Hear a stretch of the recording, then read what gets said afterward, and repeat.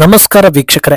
ಒಂದು ಕಡೆ ಟಿಎಂಸಿ ಛಿದ್ರ ಆಗ್ತಾ ಇದ್ರೆ, ಇನ್ನೊಂದು ಕಡೆ ಲೋಕ ಹಾಗೂ ರಾಜ್ಯಸಭೆಯಲ್ಲಿ ಎನ್ಡಿಎ ಭದ್ರವಾಗ್ತಾ ಇದೆ. ಮುಂದಿನ ಮಹತ್ವದ ಬಿಲ್ಗಳನ್ನ ಗಮನದಲ್ಲಿ ಇರಿಸಿಕೊಂಡು 2/3 ಮೆಜಾರಿಟಿ ಲೆಕ್ಕಾಚಾರಗಳು ಜೋರಾಗಿ ನಡೀತಾ ಇದೆ. ಈ ಗುರಿಯನ್ನ ತಲುಪೋದಕ್ಕೆ ಟಿಎಂಸಿ ರೆಬೆಲ್ಗಳು ದೊಡ್ಡ ಮಟ್ಟದ ಅನುಕೂಲವನ್ನ ಮಾಡಿಕೊಡ್ತಾ ಇದ್ರೆ, ಇನ್ನೂ ಒಂದಷ್ಟು ಪ್ರಮುಖರ ಸಹಾಯ ಎನ್ಡಿಎ ಗುರಿ ತಲುಪಿಸಬಹುದು ಅನಿಸೋ ಹಾಗಿದೆ. ಈ ಹೊತ್ತಲ್ಲಿ ಯಾವೆಲ್ಲ ಬಿಲ್ಗಳು ಪಾಸ್ ಆಗ್ಬೋದು ಅನ್ನೋ ಚರ್ಚೆ ಕೂಡ ಜೋರಾಗಿ ನಡೀತಾ ಇದೆ. ಮತ್ತೊಂದೆಡೆ ಈ ರೇಂಜ್ಗೆ ಬಾಹುಬಲವನ್ನ ಹೆಚ್ಚಿಸಿಕೊಳ್ತಾ ಇರೋ ಬಿಜೆಪಿಯನ್ನ ಮಣಿಸೋದಕ್ಕೆ ಕಾಂಗ್ರೆಸ್ಗೆ ಸಾಧ್ಯನಾ, ಯಾವಾಗ ಅದು ಸಾಧ್ಯವಾಗಬಹುದು ಅನ್ನೋ ಪ್ರಶ್ನೆ ಬರುತ್ತೆ. ಆದ್ರೆ ಖ್ಯಾತ ಜ್ಯೋತಿಷಿ ಶರ್ಮಿಷ್ಠಾ ನುಡಿದಿರೋ ಭವಿಷ್ಯದ ಪ್ರಕಾರ ಕಾಂಗ್ರೆಸ್ಗೆ ಎಲ್ಲಿಯವರೆಗೆ ಸೋಲು ನಿಶ್ಚಿತ ಅನ್ನೋದು ಕೂಡ ರಿವೀಲ್ ಆಗ್ತಾ ಇದೆ. ಅಲ್ಲಿಗೆ ರಾಹುಲ್ ಪಿಎಂ ಕನಸು ಏನಾಗ್ಬೋದು ಅನ್ನೋ ಚರ್ಚೆ ಕೂಡ ನಡೀತಾ ಇದೆ. ಇದೆಲ್ಲವನ್ನ ಒನ್ ಬೈ ಒನ್ ವಿವರಿಸ್ತಾ ಹೋಗ್ತೀವಿ. ಈ ವಿಡಿಯೋವನ್ನ ತಪ್ಪದೆ ಕೊನೆ ತನಕ ನೋಡಿ. ಅದಕ್ಕೂ ಮುನ್ನ ಮೀಡಿಯಾ ಮಾನ್ಸ್ಟರ್ ಚಾನಲ್ ನ ತಪ್ಪದೆ ಸಬ್ಸ್ಕ್ರೈಬ್ ಮಾಡಿ.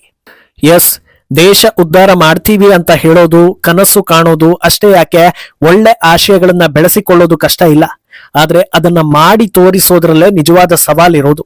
ಯಾಕಂದ್ರೆ ಅಭಿವೃದ್ಧಿ ಅಥವಾ ಬದಲಾವಣೆಯನ್ನ ತರಬೇಕು ಅಂದ್ರೆ ಅದು ಸಂವಿಧಾನಾತ್ಮಕವಾಗಿ ಆಗ್ಬೇಕು.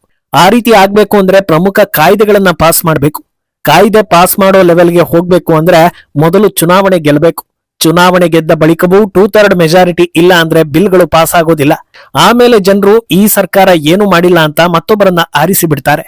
ಇಂಥ 10 ಸವಾಲುಗಳ ಮಧ್ಯೆಯೂ ಈಗ ಮೋದಿ ಅಂಡ್ ಟೀಮ್ ಐತಿಹಾಸಿಕ ಗುರುತು ಮೂಡಿಸೋ ಕ್ಷಣಕ್ಕೆ ಹತ್ತಿರವಾಗ್ತಾ ಇದೆ. ಲೋಕಸಭೆ ಹಾಗೂ ರಾಜ್ಯಸಭೆಯಲ್ಲಿ 2/3 ಮೆಜಾರಿಟಿ ಸಿಗೋ ಸಂದರ್ಭ ಬಂದಿದೆ. ಟಿಎಂಸಿ ರೆಬೆಲ್ಗಳ ಪೈಕಿ ಅಧಿಕೃತವಾಗಿ ಸುಮಾರು 20 ನಾಯಕರು ಎನ್ಡಿಎಗೆ ಬೆಂಬಲ ಕೊಡೋದು ಫಿಕ್ಸ್ ಆಗಿದೆ. ಈ ರೆಬೆಲ್ ಲೆಕ್ಕ ಇನ್ನೂ ಹೆಚ್ಚಾಗುವ ಸಾಧ್ಯತೆ ಇರೋದು ಬಿಜೆಪಿ ಹಾಗೂ ಎನ್ಡಿಎ ಆತ್ಮವಿಶ್ವಾಸವನ್ನ ಹೆಚ್ಚಿಸ್ತಾ ಇದೆ. ಆದ್ರೆ ಒಂದು ಸಲ ಈ ಲೆಕ್ಕ ಹೇಗಿದೆ ಅನ್ನೋದನ್ನ ನೋಡ್ತಾ ಹೋಗೋದಾದ್ರೆ, ಮೊನ್ನೆಯ ರಾಜ್ಯಸಭಾ ಎಲೆಕ್ಷನ್ ನಲ್ಲಿ ಬಿಜೆಪಿ 12, ಟಿಡಿಪಿ 3, ಎನ್ಸಿಪಿ 1, ಎನ್ಪಿಪಿ 1 ಹಾಗೂ ಜನಸೇನಾ 1 ಸೀಟ್ಗಳನ್ನ ಗಳಿಸುವ ಮೂಲಕ ಎನ್ಡಿಎ ಸ್ಟ್ರೆಂತ್ 148ಕ್ಕೆ ತಲುಪಿದೆ. ಇದರ ಜೊತೆಗೆ ಟಿಎಂಸಿಯಲ್ಲಿ ರಾಜೀನಾಮೆ ನೀಡಿರುವ 3 ಸದಸ್ಯರು ಎನ್ಡಿಎಗೆ ಬೆಂಬಲ ನೀಡಿದ್ರೆ ಈ ಲೆಕ್ಕ 150 ಕ್ರಾಸ್ ಆಗುತ್ತೆ. ರಾಜ್ಯಸಭೆಯಲ್ಲಿ 240 ಸೀಟ್ಗಳಿದ್ದು 5 ವೇಕೆಂಟ್ ಇದೆ. ಈ ಲೆಕ್ಕದ ಪ್ರಕಾರ 2/3 ಮೆಜಾರಿಟಿ ಸಿಗಬೇಕು ಅಂದ್ರೆ ಎನ್ಡಿಎ ಬಳಿ 160 ಸದಸ್ಯ ಬೆಂಬಲ ಇರಬೇಕಾಗುತ್ತೆ. ಈಗ ಗೆದ್ದಿರುವ ಸೀಟ್ಗಳ ಜೊತೆಗೆ ವೈಎಸ್ಆರ್ಸಿಪಿ, ಯುಪಿಪಿಎಲ್, ಬಿಜೆಡಿ, ಡಿಎಂಕೆ ಬೆಂಬಲ ಸಿಕ್ತು ಅಂದ್ರೆ ಈ ಲೆಕ್ಕ 168ಕ್ಕೆ ಹೋಗುತ್ತೆ. ಅಲ್ಲಿಗೆ ರಾಜ್ಯಸಭೆಯಲ್ಲಿ ಹಾದಿ ಸುಗಮವಾಗುತ್ತೆ. ಇನ್ನು ಲೋಕಸಭೆ ಕಡೆ ನೋಡಿದ್ರೆ ಅಲ್ಲಿ 2/3 ಮೆಜಾರಿಟಿಗೆ 360 ಸದಸ್ಯ ಬಲ ಬೇಕಾಗುತ್ತೆ. ಬಿಜೆಪಿ ಸೇರಿದಂತೆ ಈ ಮುಂಚೆ ಇದ್ದ ಎನ್ಡಿಎ ಲೆಕ್ಕ 293. ನಂತರ ಟಿಎಂಸಿ ರೆಬೆಲ್ಗಳು ಬೆಂಬಲ ಕೊಡ್ತಾ ಇದ್ದಂತೆ ಈ ಲೆಕ್ಕ 313ಕ್ಕೆ ಹೋಯಿತು.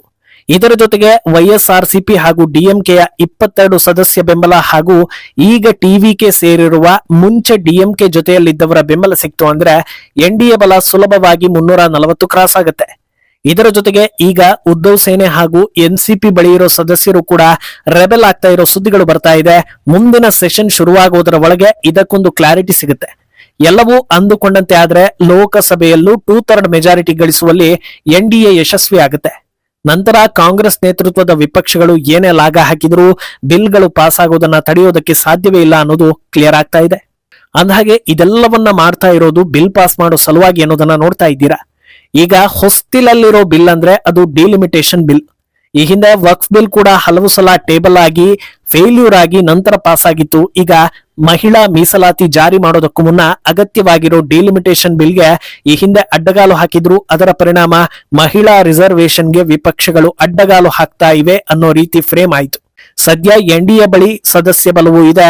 ಅದರ ಜೊತೆಗೆ ಬಹುತೇಕ ಸದಸ್ಯರು ಗುಟ್ಟಾಗಿ ಅಂದ್ರೆ ವೋಟಿಂಗ್ ಟೈಮ್ ನಲ್ಲಿ ಅಡ್ಡ ಮತದಾನ ಮಾಡಿ ಬೆಂಬಲ ಸೂಚಿಸುವ ಸಾಧ್ಯತೆ ಇದೆ ಅನ್ನೋ ರೀತಿಯ ಮಾಹಿತಿಗಳು ಬರ್ತಾ ಇದೆ.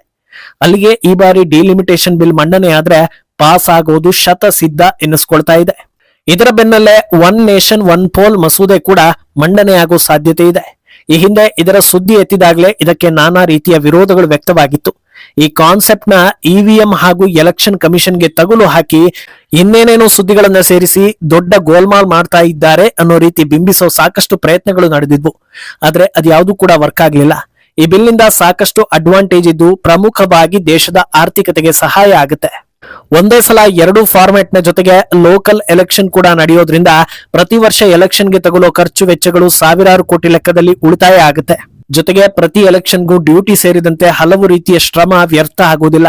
ಪ್ರಮುಖವಾಗಿ ಜನರಿಗೂ ಕೂಡ ಪದೇ ಪದೇ ಎಲೆಕ್ಷನ್ಗಾಗಿ ಓಡಾಡೋ ತಾಪತ್ರಯ ತಪ್ಪುತ್ತೆ. ಅಂದಹಾಗೆ ಬಹುತೇಕರ ಅಭಿಪ್ರಾಯ ಏನಂದ್ರೆ ಪ್ರತಿ ವ್ಯಕ್ತಿಗೂ ವೋಟಿಂಗ್ ಕಡ್ಡಾಯ ಮಾಡಬೇಕು ಅನ್ನೋದು.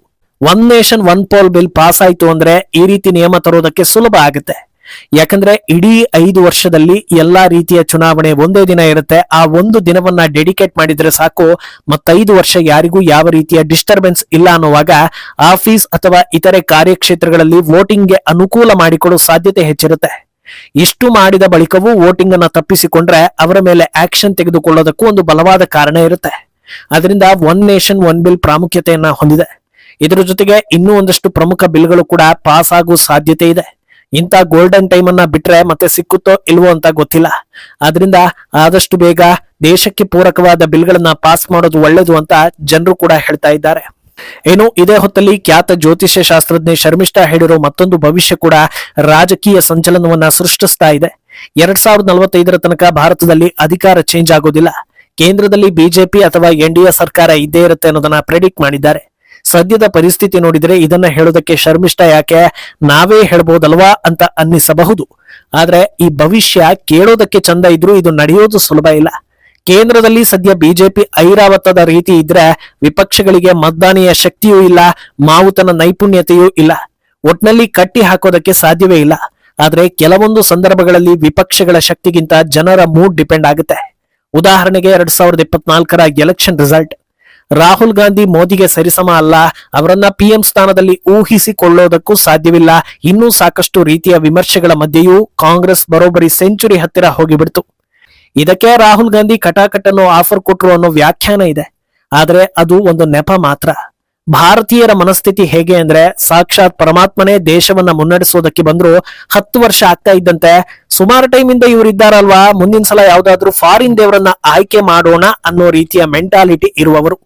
ಈ ರೀತಿ ಎಲ್ಲರನ್ನೂ ಎಲ್ಲಾ ಸಂದರ್ಭದಲ್ಲೂ ಸುಧಾರಿಸಿ ಇನ್ನೂ 2 ದಶಕ ಅಧಿಕಾರದಲ್ಲಿ ಇರ್ತಾರೆ ಅಂತ ಭವಿಷ್ಯ ಬರುತ್ತೆ ಅಂದಾಗ ನಿಜಕ್ಕೂ ಅದನ್ನ ಗಂಭೀರವಾಗಿ ಪರಿಗಣಿಸಬೇಕಾಗುತ್ತೆ. ಅಂದಹಾಗೆ ಆಸ್ಟ್ರೋ ಶರ್ಮಿಷ್ಠಾ ಭವಿಷ್ಯಗಳ ಕುರಿತಂತೆ ಸಾಕಷ್ಟು ಎಪಿಸೋಡ್ಗಳನ್ನ ಮಾಡಿದ್ವಿ. ಅದರಲ್ಲಿ ಹೈಲೈಟ್ ಆಗೋದೇ ಬಂಗಾಳದ್ದು. ಕಳೆದ ವರ್ಷ ಅಂದ್ರೆ ಆರ್ಜಿಕರ್ ಕಾಲೇಜು ಇನ್ಸಿಡೆಂಟ್ಗೂ ಮುನ್ನವೇ ಶರ್ಮಿಷ್ಠಾ ಮಮತಾಗೆ ದೊಡ್ಡ ಸಮಸ್ಯೆ ಎದುರಾಗುತ್ತೆ, ಅವರ ಸರ್ಕಾರ ಗಡಗಡ ನಡುಗುತ್ತೆ ಅಂತ ಹೇಳಿದ್ರು. ಅದು ನಿಜವಾಯ್ತು. ಅದರ ಬೆನ್ನಲ್ಲೇ ಮುಂದಿನ ಎಲೆಕ್ಷನ್ ನಲ್ಲಿ ಮಮತಾ ಸೋಲ್ತಾರೆ. ಅದು ಸಣ್ಣ ಪುಟ್ಟ ಸೋಲಲ್ಲ, ಮಮತಾ ರಾಜಕೀಯವೇ ಬರ್ಬಾದಾಗುತ್ತೆ, ಬೀದಿಗೆ ಬರ್ತಾರೆ. ಇಂಥ ಘಟನೆಗಳು ನಡೆಯುತ್ತೆ ಅನ್ನೋದನ್ನ ಅವರೂ ಕೂಡ ಯೋಚಿಸಿಯೂ ಇರೋದಿಲ್ಲ ಅನ್ನೋದನ್ನ ಶರ್ಮಿಷ್ಠಾ ಹೇಳಿದ್ರು. ಆ ಹೊತ್ತಲ್ಲಿ ಇಷ್ಟೆಲ್ಲ ಆಗೋದು ಹೌದಾ ಅಂತ ಅನ್ಸಿತ್ತು. ಆದ್ರೆ ಈಗ ಅದೆಲ್ಲವೂ ಆಗ್ತಾನೆ ಇದೆ. ಅದರಿಂದ ಶರ್ಮಿಷ್ಠಾ ಭವಿಷ್ಯದ ಮೇಲೆ ಹೋಪ್ ಜಾಸ್ತಿ ಇದೆ. ಮುಂದೇನಾಗುತ್ತೆ ಅನ್ನೋದನ್ನ ಕಾದು ನೋಡ್ಬೇಕು. ಈ ಬಗ್ಗೆ ನಿಮ್ಮ ಅಭಿಪ್ರಾಯವನ್ನ ತಪ್ಪದೆ ಕಮೆಂಟ್ ಮೂಲಕ ತಿಳಿಸಿ.